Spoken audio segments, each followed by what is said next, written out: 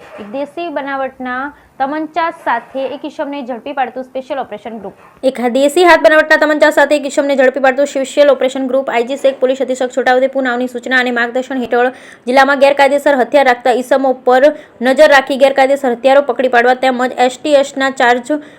મુજબ કામગીરી શોધી કાઢી પરિણામલક્ષી કામગીરી કરવા સૂચના કરેલ. જે અન્વયે SOG IC police inspector VS Gavit નાઓ તેઓના સ્ટાફના માણસો સાથે રંગપુર પોલીસ સ્ટેશન વિસ્તારમાં પેટ્રોલિંગમાં હતા. તે દરમિયાન SOG IC police inspector VS Gavit નાઓને ખાનગી રાહે બાતમી હકીકત મળેલ કે રંગપુર પોલીસ સ્ટેશન વિસ્તારના દડી ગામે નિશાળ ફળિયામાં રહેતા તેરિયાભાઈ ચીમળિયા નાયકા નાઓ પોતાની